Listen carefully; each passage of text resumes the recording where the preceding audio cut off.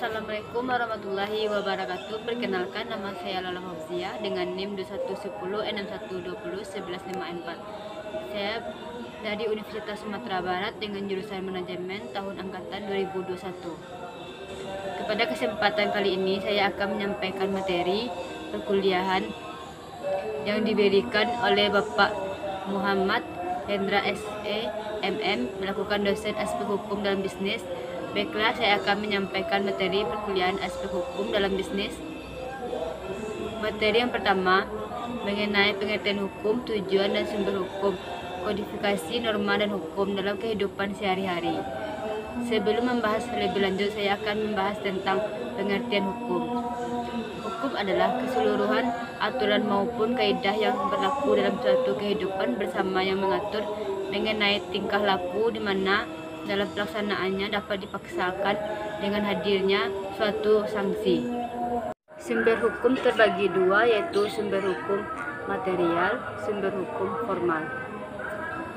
Hukum ialah pembukaan jenis-jenis hukum tertentu dalam kitab undang-undang secara sistem dengan lengkap. Bentuk-bentuk kodifikasi hukum, hukum tertulis dan hukum tidak tertulis. Pengertian ekonomi berasal dari bahasa Yunani, yaitu dari kata aikos dan aiko yang berarti rumah tangga. Hukum ekonomi adalah beragam ketentuan yang menjelaskan tentang hubungan yang terjadi antara berbagai peristiwa ekonomi. Subjek dan objek hukum serta hak kebendaan yang bersifat sebagai pelunasan hutang. Jenis-jenis subjek hukum manusia dan subjek hukum badan hukum. Macam-macam badan hukum privat dan badan hukum publik. Objek hukum adalah segala sesuatu yang bermanfaat sebagai subjek hukum dan dapat menjadi objek dalam suatu hubungan hukum. Macam-macam pelunasan hutang, jaminan umum dan jaminan khusus. Gadai adalah hak yang diperoleh kreditur atas suatu barang bergerak yang diberikan kepadanya oleh debitur atau orang yang lain atas namanya untuk menjamin utang. Sifat-sifat gadai. Yang pertama, adanya sifat kebendaan, hal untuk menjual atas sendiri, hal referensi. Hukum perdata dalam arti luas adalah meliputi semua hukum pokok yang mengatur kepentingan perorangan. Hukum perdata yang berlaku di Indonesia, hukum perkawinan menurut Undang-Undang Nomor 1 Tahun 1974. Yang pertama, hukum waris, suatu hukum yang mengatur peninggalan harta seseorang yang telah meninggal dunia diberikan kepada yang berhak seperti keluarga dan masyarakat yang lebih berhak. Yang kedua, hukum kekeluargaan, hukum yang mengatur perihal hukum yang timbul dari hubungan kekeluargaan, yaitu perkawinan beserta hubungan dalam lapangan, hukum kekayaan antara suami istri, hubungan antara orang tua dan anak. Hukum perdata yang berlaku di Indonesia, hukum perikatan, hukum perorangan, dan hukum kekayaan. Keadaan hukum di Indonesia seperti istilah runcing ke bawah, tumpul ke atas. Sistem hukum perdata di Indonesia. Yang pertama, hukum perorangan, hukum kekeluargaan, hukum harta, dan hukum waris. Hukum perikatan dalam bahasa Belanda disebut verbintenis. Istilah dalam literatur hukum di Indonesia. Perikatan adalah suatu hubungan hukum dalam lapangan harta, kekayaan antara dua orang atau lebih, di mana pihak yang satu berhak atas sesuatu dan pihak lain berkewajiban atas sesuatu. Dasar hukum perikatan. Asas dalam hubungan perikatan. Yang pertama, asas hukum adalah pikiran dasar yang terdapat dalam hukum konkret atau di luar peraturan hukum di Indonesia. Asas-asas dalam hukum perikatan. Asas kebebasan berkontrak, asas konsensualisme, bentuk-bentuk ataupun modal wan prestasi adalah wan prestasi berupa tidak memenuhi prestasi, wan prestasi berupa terlambat memenuhi prestasi, wan prestasi berupa tidak sempurna memenuhi prestasi. Hukum perjanjian baku atau standar yang pasal-pasalnya ditentukan perjanjian yang diatur di dalam dan di luar. Macam-macam perjanjian. Yang pertama, perjanjian dengan cuma-cuma dan perjanjian dengan bebas. Yang kedua, perjanjian sepihak dan timbal balik. Yang ketiga, perjanjian konsensual, formal dan real. Yang keempat, perjanjian bernama dan tidak bernama dan campuran. Syarat sah perjanjian: yang pertama, sepakat mereka yang mengikuti dirinya. Yang kedua, kecakapan untuk membuat sesuatu perikatan. Yang ketiga, suatu hal tertentu. Yang keempat, suatu sebab yang halal. Pembatalan dan pelaksanaan perjanjian. Yang pertama, pembatalan perjanjian adalah suatu perjanjian dapat dibatalkan oleh salah satu pihak yang membuat perjanjian ataupun batal demi hukum. Yang kedua, pelaksanaan perjanjian itikat, baik dalam pasal 1338 ayat 3 KUH Perdata, merupakan ukuran objektif untuk menilai pelaksanaan perjanjian. Pembatalan perjanjian: yang pertama, adanya suatu pelanggaran. Yang kedua, pihak pertama melihat adanya kemungkinan pihak kedua mengalami kebangkrutan. Yang ketiga, terkait resolusi atau perintah pengadilan. Yang keempat, terlibat hukum. Kelima, tidak lagi memiliki lisensi, kecakapan atau wewenang. Hubungan hukum perdata dengan hukum dagang. Hukum dagang adalah aturan-aturan hukum yang mengatur hubungan orang yang satu dan lain dalam bidang perniagaan. Hubungan pengusaha dan pembantunya adalah seseorang yang melakukan atau menyuruh melakukan perusahaannya. Pembantu-pembantu dalam perusahaan dibagi menjadi dua fungsi, yaitu yang pertama, membantu dalam perusahaan, yang kedua, membantu di luar perusahaan. Pengaruh dan kewajibannya. Ada dua macam kewajiban yang harus dilakukan oleh perusahaan atau pengusaha, yaitu yang pertama, membantu pembukaan, yang kedua, mendaftarkan perusahaannya. Terbatas, koperasi, yayasan, badan usaha milik negara. Bentuk-bentuk badan usaha. Badan usaha adalah suatu yuridis atau hukum dan ekonomis yang menggunakan modal dan tenaga kerja untuk mencari keuntungan. Perusahaan perseorangan. Perusahaan dagang atas usaha dagang merupakan perusahaan perseorangan yang biasanya dilakukan atau dijalankan oleh satu orang pengusaha. Badan usaha berbadan hukum. Badan usaha berbadan hukum adalah badan usaha yang dalamnya terdapat pemisahan harta kekayaan pemilik dengan harta kekayaan badan usaha, dan proses pendiriannya membutuhkan pengesahan dari pemerintah terhadap akta pendirian dan anggaran dasarnya. Perseorangan terbatas. PT adalah perseorangan terbatas. Yang selanjutnya disebut perseroan adalah badan hukum yang merupakan persekutuan modal. Koperasi. Koperasi adalah badan usaha yang beranggota orang seorang atau badan hukum koperasi dengan melandaskan kegiatan berdasarkan prinsip koperasi sekaligus sebagai gerakan ekonomi rakyat yang berdasarkan atas asas kekeluargaan. Badan usaha yang bukan berbadan hukum. Badan usaha yang bukan berbadan hukum atau non-badan hukum. Biasanya usaha bersama tersebut dalam skala yang belum begitu besar dan pihak yang diajak bekerja sama merupakan orang terdekat yang sudah dikenal atau bahkan keluarga sendiri. Firma. Firma adalah persekutuan yang menjalankan usaha secara terus-menerus dan setiap sekuturnya berhak bertindak atas nama persekutuan. CV. CV adalah persekutuan yang didirikan oleh satu atau lebih sekutu komanditer dengan satu atau lebih sekutu komplementer untuk menjalankan usaha secara terus-menerus. Persekutuan perdata. Persekutuan perdata adalah persekutuan yang menjalankan profesi secara terus-menerus dan setiap sekutunya bertindak atas nama sendiri serta bertanggung jawab sendiri terhadap pihak ketiga. Yang B. Perseorangan terbatas. Perseorangan terbatas adalah badan hukum yang didirikan berdasarkan perjanjian melakukan kegiatan usaha dengan modal dasar yang seluruhnya terbagi dalam saham dan memenuhi persyaratan yang ditetapkan dalam undang-undang. Perseroan terbatas tertutup atau perseroan terbatas biasa dan perseroan terbatas terbuka.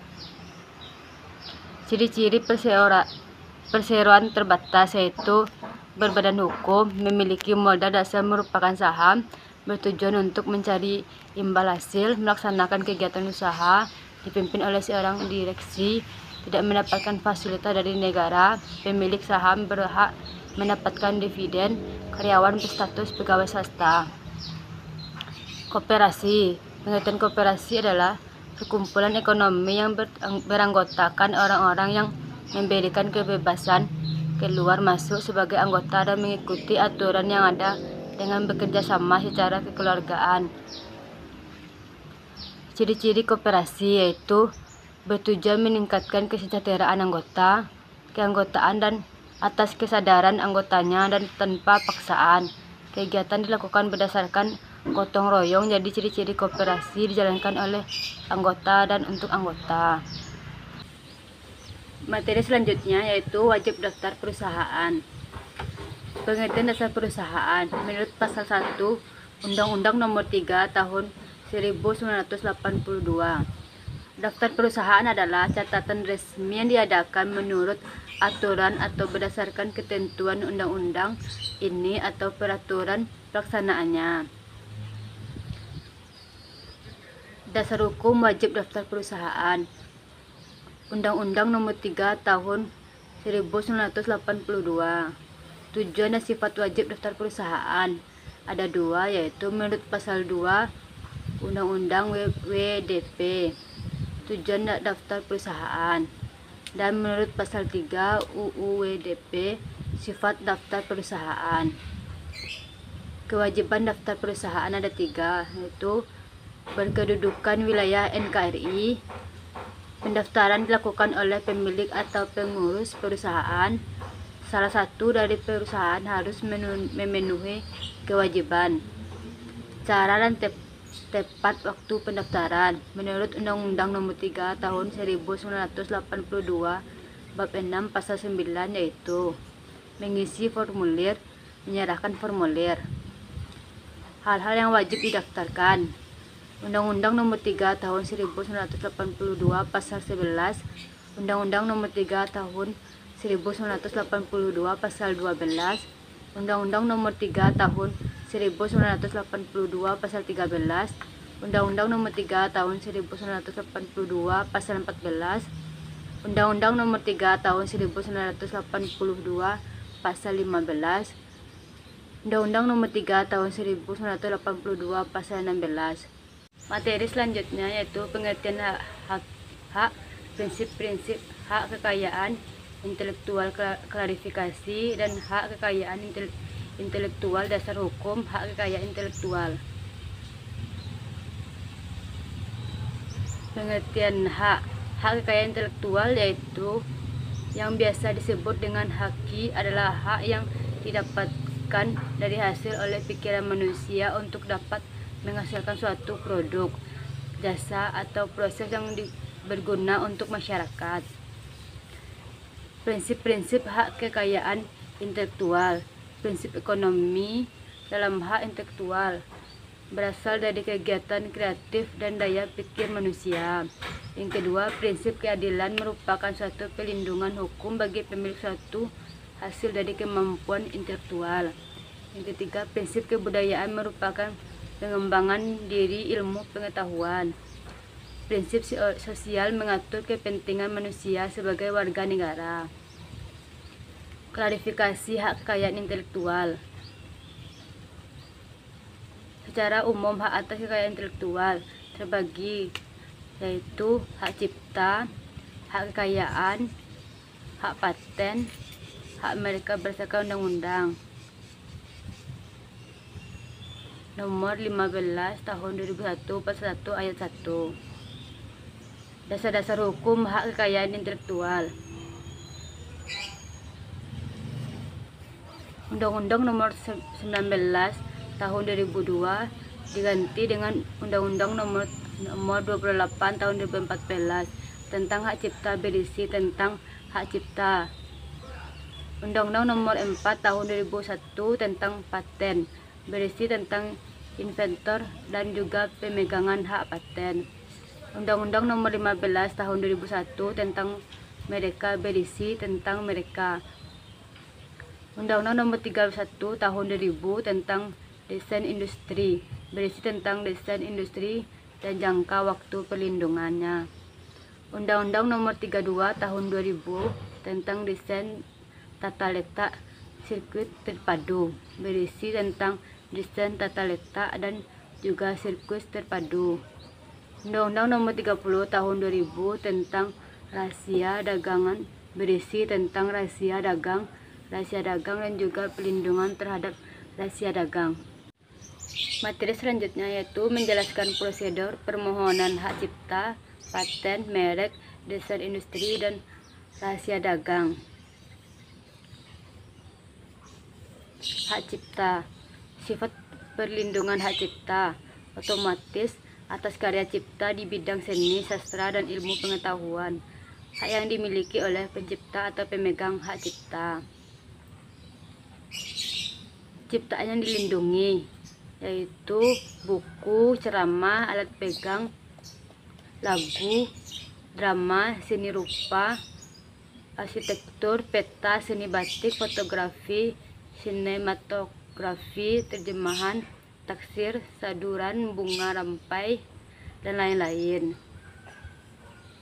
Paten, suatu invensi yang merupakan kegiatan pemecahan adalah untuk dapat diberikan hak suatu paten persyaratan, yaitu spesifik di bidang teknologi, baru, inovatif, dapat diterapkan dalam industri, jangka waktu perlindungan, sistem perlindungan.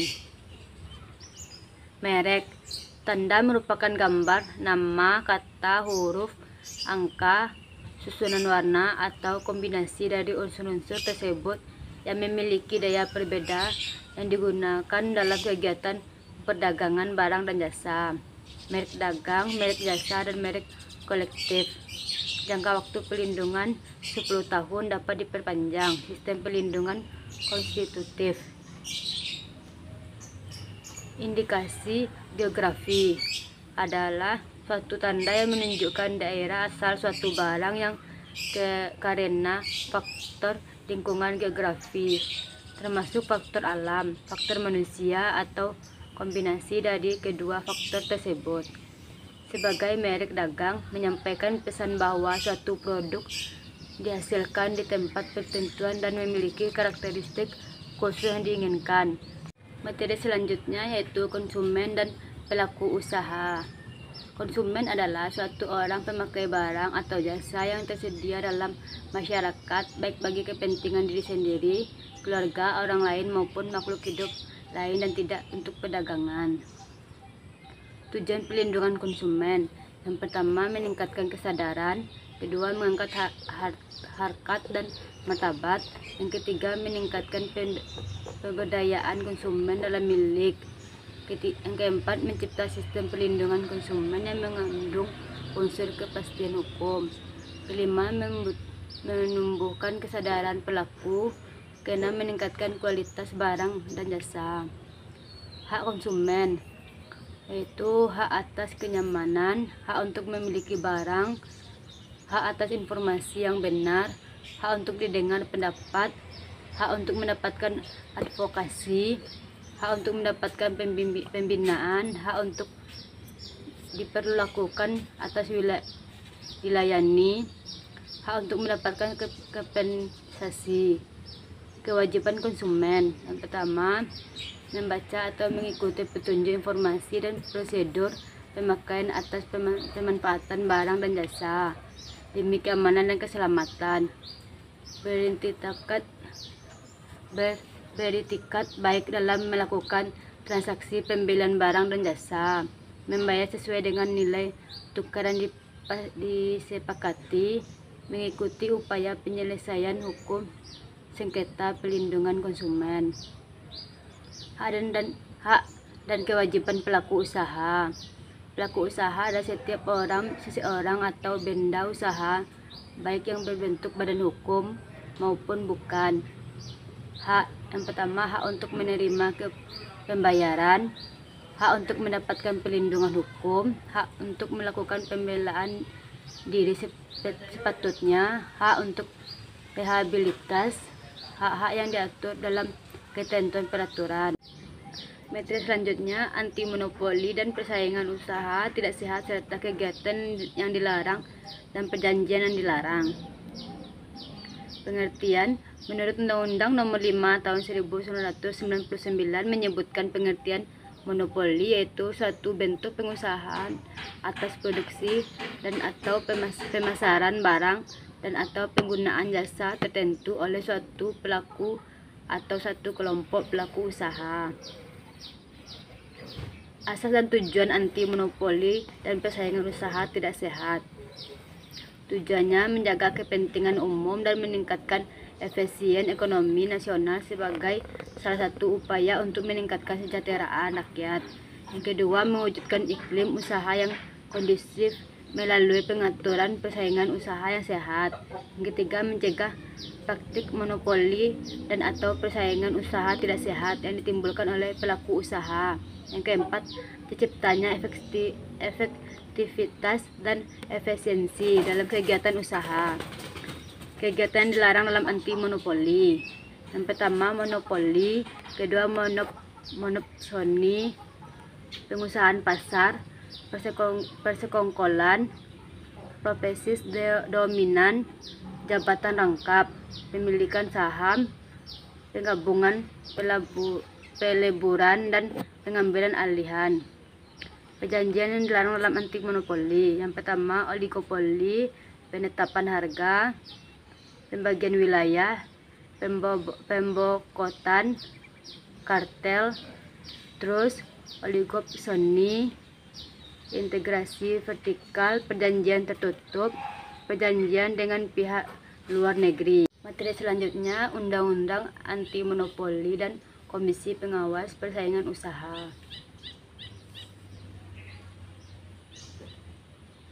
Latar belakang Undang-Undang Nomor 5 Tahun 1999 tentang laporan praktek monopoli dan persaingan usaha dibentuk dengan tujuan sebagai disebut pada pasal 3, yaitu menjaga kepentingan umum, mewujudkan iklim usaha, mencegah praktek monopoli dan persaingan usaha tidak sehat, terciptanya efektivitas dan efisien dalam kegiatan usaha. Rumusan masalah apa?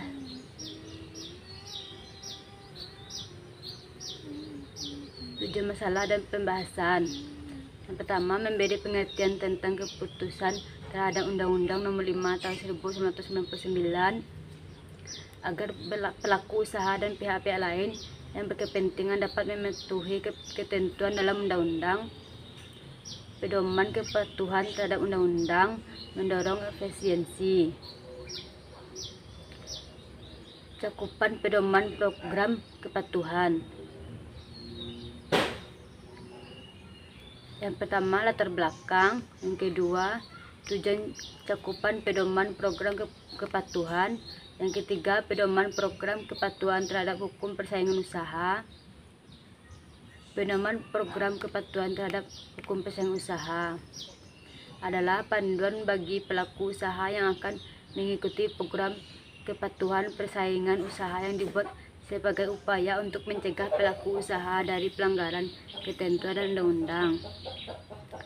Manfaat dari program kepatuhan persaingan usaha: menjaga nama baik perusahaan, dianggap dapat menjadi dan memiliki etika moral yang tinggi, terciptanya dan terjaganya prosedur baku internal perusahaan terkait kepatuhan terhadap undang-undang, meminimalkan konsekuensi biaya dan timbul akibat ketidakpatuhan.